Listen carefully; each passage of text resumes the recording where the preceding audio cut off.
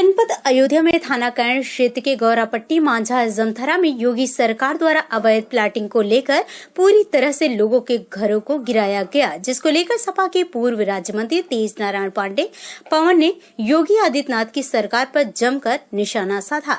तेज Narayan Pandey press conference में कहा कि मांझा जमथरा के हजारों एकड़ बेशकीमती जमीन को सफेदपोश और भूमाफियों द्वारा भ्रष्ट सहायक अभिलेख अधिकारी और राजस्व विभाग के अधिकारियों की मिलीभगत से जमीन को भोले भाले लोगों को बेचकर सैकड़ों रुपए लूटने की खबर मीडिया में आते ही शासन के निर्देश पर जिला प्रशासन की बड़ी कार्रवाई को अंजाम देते हुए green land flood zone area में बनी प्लाटिकों को ध्वस्त कर कानून का राज कायम होने का स्पष्ट संदेश दे दिया।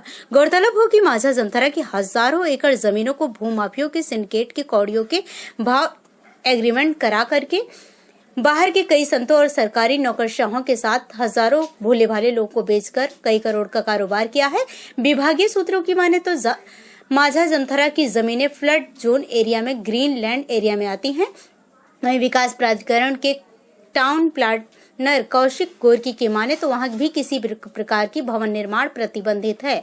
हालांकि उसकी जिसकी भी खतौनी है वह जमीन बेच सकता है, उस पर कोई रोक नहीं है। सिर्फ ध्यान देना होता है कि कृषि या बागवानी ही होनी चाहिए। फिर भी भूमाफियों के गिरोह ने राम मंदिर का फैसला आने के बाद अयोध्या और आसपास के इलाकों में आसमान छूती जमीन की कीमतों को देखते हुए भवन निर्माण के लिए प्रतिबंधित क्षेत्र की जमीनों को खाता धारकों से एग्रीमेंट करवा करके बाहरी लोगों को दलालों के माध्यम से उनकी निजी आशियाने पर रंगीन सपना दिखाकर बेचना शुरू कर दिया।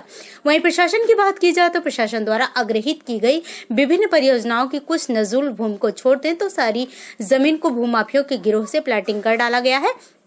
अब जबकि मामला तूल पकड़ चुका है तो प्रशासन जमीन की हो रही प्लाटिंग के अवैध के खिलाफ कड़ी कार्रवाई पर आमादा है। भूमाफियों का सिंडिकेट ईमानदार अधिकारियों को विभिन्न प्रलोभनों के आकर्षण में फंसाने के साथ उन पर राजनैतिक आकांक्षाओं के दबाव पर रात दिन जुटा हुआ है। वहीं प्रशासनिक अधिकारी और कार्रवाई के बाद वहां भूमाफियों का सिंडिकेट जमीन खरीदने वाले लोगों के आक्रोश का शिकार हो रहा है। वहीं पीड़ित अब अपना आशियाना बचाने के लिए परेशान नजर आ रहे हैं। तारापुर रजौली गौरापट्टी रतिया 3-4 दिन पूर्व योगी सरकार के अधिकारियों द्वारा बुलडोजर चलाकर कई मकानों को, कई बाउंड्रियों को गिरा दिया गया, ध्वस्त कर दिया गया।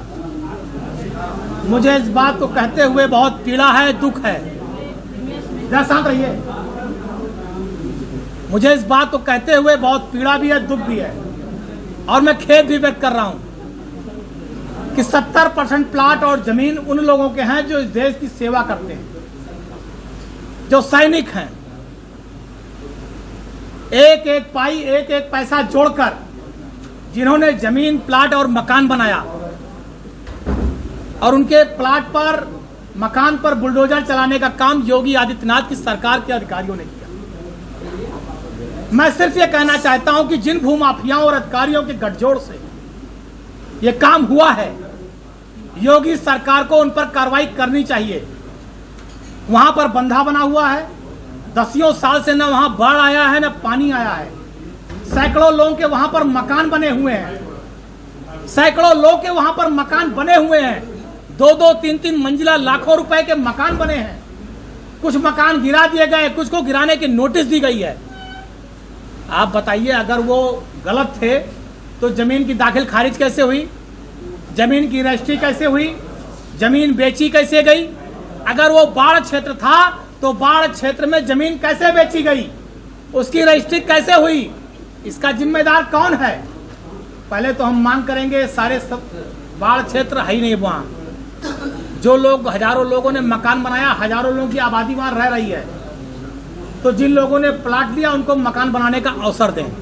अगर नहीं दे सकते तो इनकी जमीन का पैसा, रजिस्ट्री का पैसा, जितना पैसा लगा है, इनका एक एक पाई इनकी सरकार वापस कराए, क्योंकि ये देश के सैनिक हैं, देश की सेवा करते हैं। इन्हीं के दिन रात जब ये सेना में खड़े होते हैं बॉर्डर पर, तो हम यहाँ खुली हवा में सांस लेते हैं और आराम से सोते हैं। तो मैं भारतीय जनता पार्टी से कहूंगा, उत्तर प्रदेश के मुख्यमंत्री जी से कहूंगा कि आपकी पार्टी सबसे ज्यादा देशभक्ति का ढिढोरा पीटती है, तो कम से कम सैनिकों का सम्मान करिए, सैनिकों का अपमान न होने पाए, इनका जमीन का इनको हक दिलाइए, इनको मकान बनाने का अवसर दीजिए। और आपके अधिकारी कहते हैं कि वहां खेती करो। आप बताइए 700, 800, 1000 के प्लाट में कौन सी खेती होगी? और वहां पर